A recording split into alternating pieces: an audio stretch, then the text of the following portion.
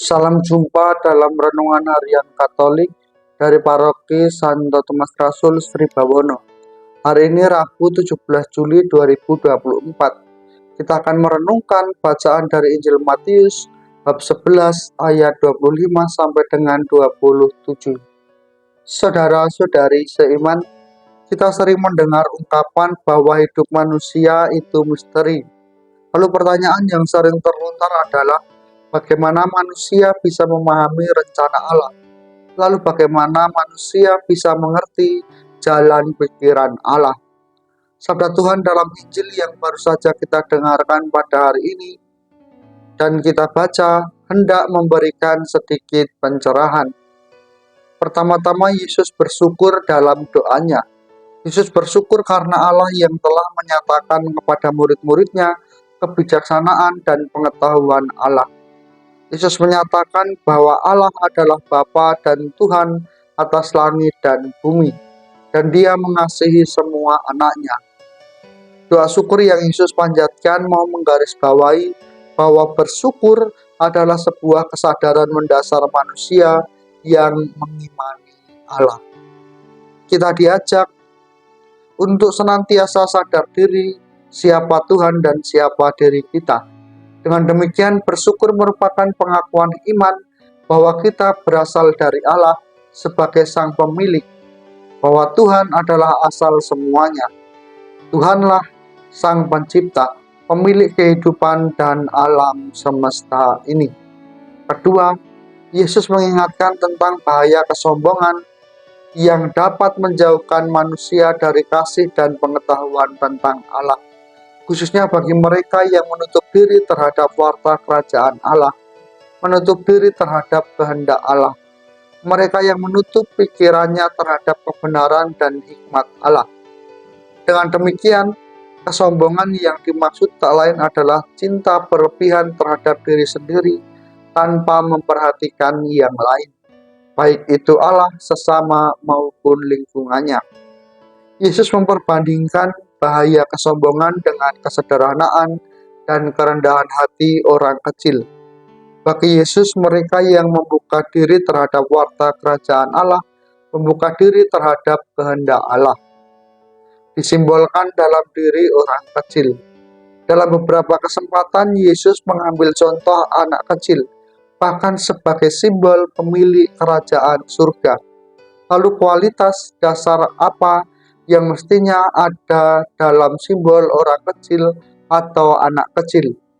Sederhana dan rendah hati yang tampak dalam sikap terbuka, jujur, tulus untuk belajar, untuk mendengarkan, antusias dan tanpa modus atau tanpa prasangka. Saudara-saudari seiman, persis itulah undangan Allah kepada kita untuk senantiasa membuka diri terhadap setiap rencana Allah atau apa yang Allah kehendaki dalam hidup kita masing-masing atau hidup bersama kita. Kita diajak untuk menjadi pribadi sederhana dan rendah hati dalam sikap terbuka, jujur, tulus, antusias, dan tanpa prasangka, khususnya ketika kita menyatakan diri beriman dan percaya kepada Allah. Saudara-saudari seiman, orang yang sederhana dapat memandang segala sesuatu dengan ketergantungan dan kepercayaan penuh kepada Dia yang diandalkannya. Ia hanya mencari yang terbaik dari yang terbaik, yang tidak lain adalah Allah sendiri. Orang yang rendah hati selalu mengarah kepada rahmat dan kebenaran. Kerendahan hati membiarkan hanya Allah yang berkarya dalam hidupnya.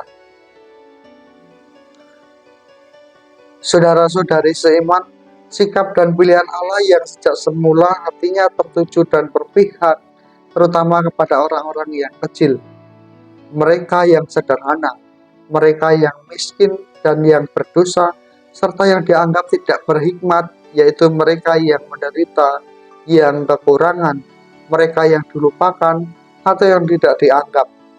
Itulah semua yang membuka cara pandang dan pikiran kita manusia untuk terus mengembangkan sikap syukur, syukur yang membuahkan kesederhanaan dalam hidup, keterbukaan dan ketulusan dalam sikap-sikap kita, dan kerendahan hati dalam seluruh hidup kita.